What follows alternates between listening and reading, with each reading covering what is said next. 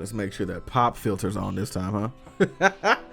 Hey, my name's LJ, and let me walk you through another week in Destiny 2. This is the weekly gaming video that's geared towards the casual Guardian in you. First off, I want to take a second to say thanks to everybody leaving feedback. Now granted, this is geared towards casual Guardians, but I'm definitely not in that category, even though I relate to y'all hardest. So sometimes my lingo reflects that. Might I suggest getting good?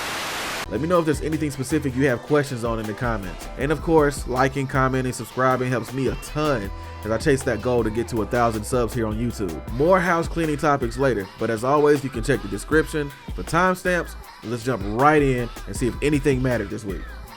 Now the story, it continues to churn forward ever so slowly, but there's a couple of things to note here, including an emergency meeting at the tower with Saule.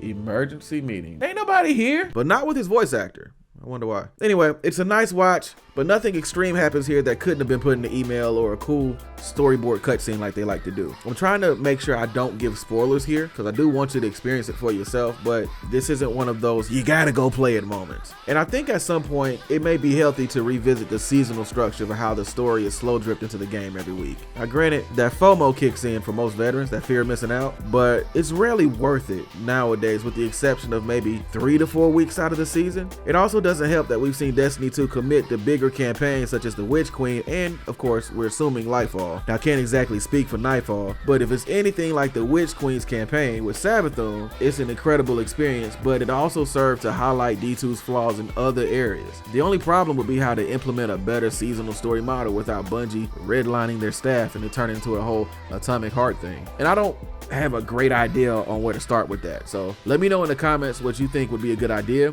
or if you disagree completely and you like the seasonal model, that's fine too. It's a safe space. I like the discourse. Revision 0 is also changing this week, and I think this week might be the best catalyst so far. Adding Outlaw, and Outlaw of course, precision kills, speed up reloading. Outlaw feels right on this thing, so be sure to follow out that exotic mission quest again. The exosuit is in the big mech room to the right as soon as you enter. It's really hard to miss it, but I'm not going to underestimate you, all right? And that's the joke. Look, I put it on the screen for you, so just make sure that you know exactly where it is. No excuses. PvP's back to normal. There's no Iron Banner. I'm kind of sad about that, honestly. I really like Fortress. And Trials of Osiris returns on Friday. Get ready to sweat.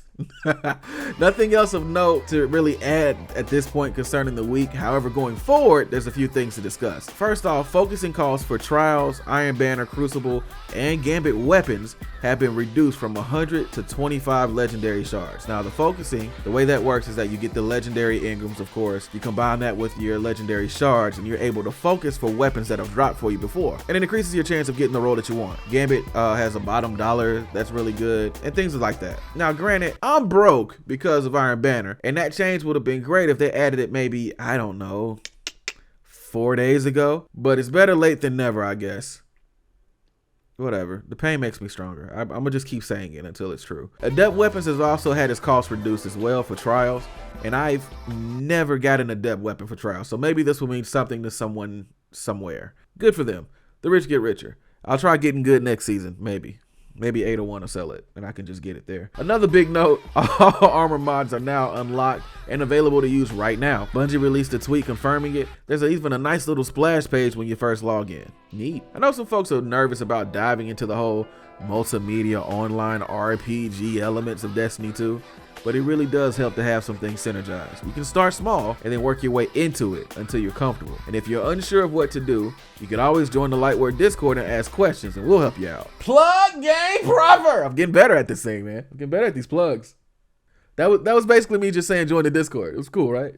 Let's do something interesting this time. Now, and let's not talk about how I didn't know that my laptop had a backlight for the keys until literally 10 minutes ago, because that just makes me sound stupid. Yeah, I'm not dumb often, but when I am, buddy. When I'm playing video games or looking for backlights on my laptop, I usually look for cool Destiny streamers to link with, and there's a couple that's basically come into connection with me, and I've been rocking with them for some time. Now, if you like the whole Bullets and Beats soundtrack with a chat focus, you can check out Jin Kisaragi Bot's stream. I always say it like that, but Jin's cool. Pretty funny, and his stream has some cultivating vibes, and he usually responds via chat more than out loud. It's very rare you'll get like a mic up session from him, except if he's playing like a horror game or something like that. If you want something opposite of that though, then there's Mr. Thanksgiving. Yeah, like DJ Drama. He's not from the US like I am, or even like Jen is, but his streams are a chill spot to watch some gaming or just hang out. You can check both of them out. I put the links in the description below, and tell him LJ sent you. Speaking of Twitch, I should shout out mine, because I do that. I stream at least 3 times a week, but the Destiny 2 stream is always on Tuesdays around reset time. I do the whole variety thing normally. Almost all of the footage you see came from that Tuesday stream, so if you want to vibe or even check the horror streams we do on Wednesday evenings, you can hit me, twitch.tv/KingLJ. That's KingEljay. And we're playing through the Callisto Protocol right now on Wednesdays. It's interesting, to say the least. Whee! Whee! Why are they? Why the? Oh my God! Oh! Oh! Oh!